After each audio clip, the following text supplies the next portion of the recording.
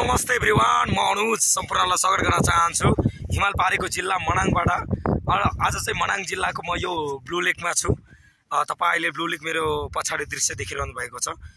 सूर्यदेवले पनि कोल्ती फेरि जस्तो छ। अघि घामको वजहले गर्दाखेरि म अलिकति गोरो देखेको थिएँ, तर हिमालतिर आएपछि गोरो हुन्छ भनेको झन् कालो पो हुँदै गएको छु भन्न मिलेन। यो तपाईको बसाइमा ब्याक क्यामेराबाट हेर्नुस्, यहाँनिर हिमाल यसरी घाम यहाँनिर यसरी छ।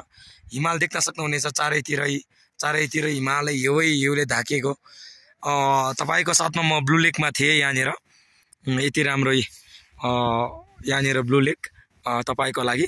पारीतिर पनि यसरी घाम लागिरहेको छ। पारी चाहिँ चारैतिर हिमाल देखिन्छ। यो चाहिँ म ब्लू लेकमा आएको छु।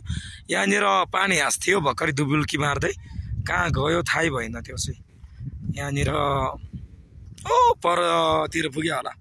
अहिले चाहिँ विदेशी पर्यटकहरू छैन, किनकि यहाँनिर सिजन अफ भइसकेको छ।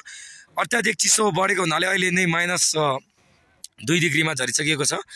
राति चाहिँ 10 डिग्रीदेखि 18 डिग्रीसम्म यहाँनिर हाँस तपाईँले देख्न सक्यो। यो अब दुबुल्की मार्छ, हेर्नुहोस् है, दुबुल्की मार्यो। अब कति हो घन्टा यो निक्लिँदैन, यो त्यस्तो हो।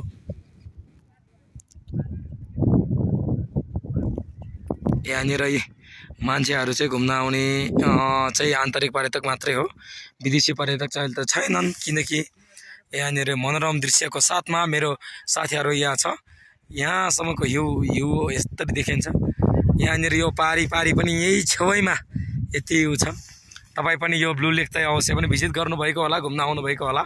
अझै पनि आउनुभएको छैन भने अब यसपालि त यस्तै हो, जाडो महिना बढिसक्यो। आउनुहोस्, घुम्न आउनुहोस्, अवश्य पनि हिउँमा चिप्लिन्छ। फेरि यो हाँसले चाहिँ च्यालेन्ज अहिलेको तपाईँको लागि सूर्यदेवले साथ दिएको हुनाले घाम लागेको हुनाले चाहिँ हिमालहरू चाहिँ एकदमै स्पष्ट देखिन्छ। यो सबै सेतै हिमालहरू हो, यतिकै यो नजिकै हो, खासै टाढो छैन। यहीँनिरको हाम्रो पछाडि पनि यहीँनिर पनि छ हाम्रो साथीहरू। के छ हाम्रो दनहरू? रामजी प्रेम भाइ, दिपेन्द्र भाइ, ठिक छ। तपाईको साथमा म थिएँ अनुज प्रजा। माया गरिदिनु होला, मेरो युट्युबलाई सब्सक्राइब गरिदिनु होला, सेयर गरिदिनु होला। तपाईँको माया, आशा अनि भरोसाको अपेक्षा गरेको छु सधैँको लागि।